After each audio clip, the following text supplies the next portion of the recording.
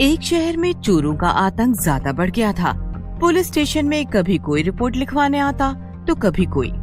उन चोरों की चोरियों से पुलिस बहुत परेशान हो गई थी।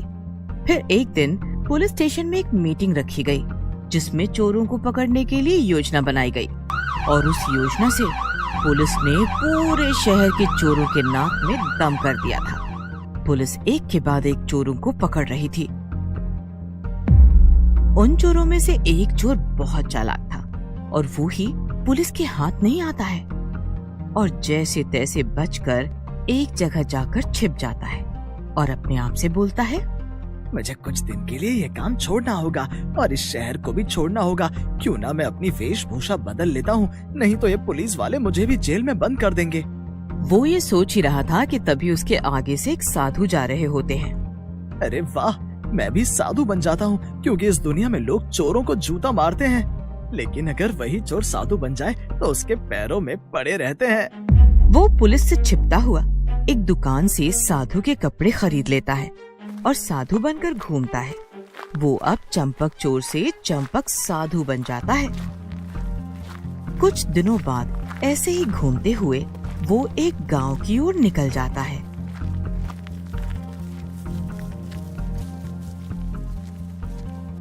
और गांव के एक पेड़ के नीचे बैठ जाता है। थोड़ी देर बाद एक आदमी उससे पूछता है, साधु बाबा, आप कौन हैं और कहाँ से आए? मैं एक साधु हूँ, मैं यहाँ से गुजर रहा था, थक गया था तो ये पेड़ देखकर बस आराम करने लगा। साधु बाबा, आप कुछ खाएंगे? मैं आपके लिए अपने घर से भोजन ला देता हूँ, जब तक आप यहाँ पर आराम कीजिए। थोड़ी देर बाद वो आदमी चंपक साधु के लिए भोजन ले आता है और साधु से बात करते करते वो साधु की बातों में आ जाता है और उसे अपने और गांव के बारे में सब कुछ बता देता है। चंपक साधु के पास एक कला थी, वो बोलने में बहुत माहिर था। वो इतने अच्छे अच्छे प्रवचन देता था जिससे लोग उस चंपक साधु की बातों में आ जाया करते थे। धीरे धीरे करके गांव के सभी लोग उससे मिलने आने लगे और वो इसी गांव में रहने लगता है। और थोड़े दिन बाद गांव वाले मिलकर चंपक साधु के लिए एक आश्रम बनवा देते हैं। और कुछ दिनों बाद चंपक साधु के बहुत से शिष्य बन जाते हैं और उसे मुफ्त में सभी चीजें मिलने लगती हैं। उसे हर चीज का सुख था, बस उसे सांसारिक जीवन से छूटने का दुख रहता था। चंपक साधु अपने आश्रम में घूम रहा था कि तभी उसके आश्रम में एक सेठ आया। उस सेठ को भी पाखंडी साधु ने अपने बोलने की कला से प्रभावित कर लिया था। साधु बाबा, मेरे पास किसी चीज की कमी नहीं है, लेकिन फिर भी मुझे एक परेशानी है। हाँ बेटा, बोलो क्या परेशानी है? बाबा से कुछ मत छिपाओ, मुझसे कभी कुछ नहीं छिपता है। बताओ क्या परेशानी है, मैं तुम्हारी सारी परेशानी दूर कर दूंगा। सेठ ने सोचा, क्यों ना मैं अपना सारा सोना साधु के आश्रम में रख दूं। और वैसे भी साधु लोगों को तो धन संपत्ति का कोई भी मोह नहीं होता, वो तो भगवान का रूप होते हैं और किसी को कोई ऐसे देवता पर शक नहीं होगा कि उनके आश्रम में इतना सोना गड़ा हुआ है। क्या हुआ बेटा, तुम किस चिंता में खो गए? नहीं नहीं बाबा, वो ना मेरे पास बहुत सोना है, लेकिन मुझे चोरों का बहुत डर है। गांव में सबको पता है कि मैं सेठ हूँ तो मेरे पास बहुत पैसा और सोना होगा। मुझे यही डर है, इसी कारण मैं रात को भी सो नहीं पाता हूँ। मैं चाहता हूँ कृपया करके आप मेरा सारा सोना अपने आश्रम में रख लीजिए। सेठ से ये सारी बातें सुनकर चंपक साधु के मन में लड्डू फूटने लगते हैं। हाँ हाँ, क्यों नहीं, बस इतनी सी बात। तुम एक काम करो, आज ही आश्रम के बगीचे में गड्ढा खोदकर उसमें सारा सोना रख दो। जी साधु बाबा, मैं भी यही सोच रहा था कि मैं अपना सारा सोना आपके आश्रम में रख दूं। मैं शाम में सारा सोना ले आऊंगा। फिर शाम में सेठ 2 से 3 बड़ी बड़ी पोटलियों में अपना सारा सोना ले आता है। फिर क्या था, पोटलियों को देखते ही चंपक साधु की तो आंखें फटी की फटी रह गई। उसकी आंखें तो सोने की पोटलियों से हट ही नहीं रही थीं। फिर उस सेठ ने वो सोने की पोटली आश्रम के बगीचे में गड्ढा करके उसमें दबा दी और अपने घर लौट आया।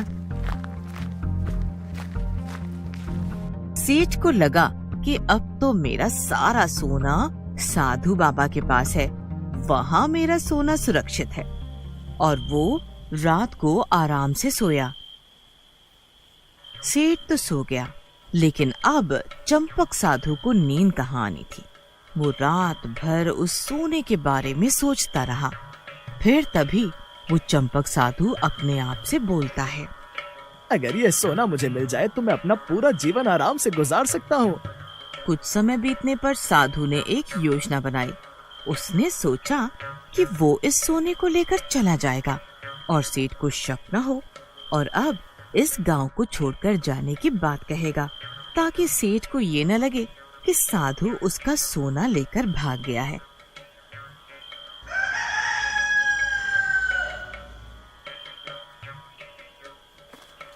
इसीलिए वो चंपक साधु सेठ के घर जाता है। सेठ चंपक साधु को अपने घर आता देख खुशी से झूम जाता है और अपनी बीवी से बोलकर उसके लिए कई पकवान बनाने के लिए बोलता है। और वो चंपक साधु की बहुत खातिरदारी करता है। फिर चंपक साधु सेठ से बोलता है, सुनो सेठ धनीराम, मुझे अब यहाँ से जाना है, क्योंकि मैं एक सन्यासी हूँ और मैं किसी एक जगह नहीं रह सकता हूँ। मुझे और भी कई लोगों को मार्गदर्शन देना है, इसलिए मैं अब यहाँ से जा रहा हूँ। मैं बस तुमको बताने आया था कि तुम्हारा सारा सोना वहीं आश्रम के बगीचे में दबा हुआ है, क्योंकि मैं तो जा रहा हूँ और अगर तुम्हारे सोने के साथ कुछ भी होता है तो मेरा नाम ना आए, क्योंकि मैं तो एक साधु हूँ। मुझे तो धन संपत्ति से कोई मोह नहीं है। ये सब सुनकर सेठ दुखी हो जाता है और फिर ऐसा बोलकर चंपक साधु वहाँ से चला जाता है। तभी सेठ के साथ में एक व्यापारी बैठा होता है और वो ये सब सुन रहा होता है, और तभी सेठ से पूछता है, सेठ धनीराम, ये साधु कौन है? तब सेठ व्यापारी को पूरी बात बताता है, जिसे सुनकर व्यापारी जोर जोर से हंसने लगता है। सेठ व्यापारी को हंसता देखकर बोलता है, अरे भाई, क्या हो तुम, ऐसे क्यों हंस रहे हो? अरे तुम तो मूर्ख हो, वो धोखेबाज साधु तुमको लूट कर ले गया। अरे भाई, कैसी बात कर रहे हो? वो एक संत है और बहुत ज्ञानी है। अगर तुमको मुझ पर विश्वास नहीं है तो तुम्हें अपना सारा सोना बचाना है तो उस जंगल चलो जहाँ सोना दबाया था। सेठ व्यापारी को आश्रम के बगीचे में लेकर जाता है और खुदाई करता है, लेकिन उसे वहाँ कुछ नहीं मिलता है। सोना ना मिलने पर सेठ जोर जोर से रोने लगता है।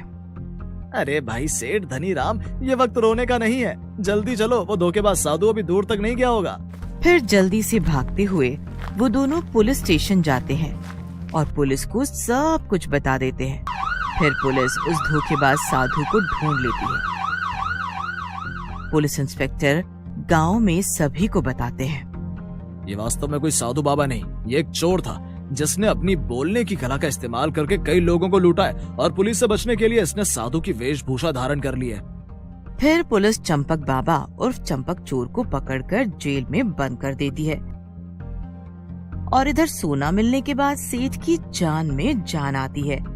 सेठ व्यापारी से, तुम्हें कैसे पता चला कि ये साधु धोखेबाज है? वह साधु बार बार अपने आप की तारीफ कर रहा था और संत कितने महान होते हैं वो बार बार यही बोल रहा था, जबकि जो सच मायने में संत होते हैं उन्हें इस बात को बोलने की जरूरत नहीं पड़ती है। इसलिए भाई, आज के समय में जो साधु बनकर प्रवचन देते हैं वो सभी संत नहीं होते हैं। सेठ को ये बात समझ आ जाती है कि किसी पर भी अंधा विश्वास नहीं करना चाहिए, क्योंकि किसके मन में क्या चल रहा है हम इसे कभी नहीं समझ पाते हैं।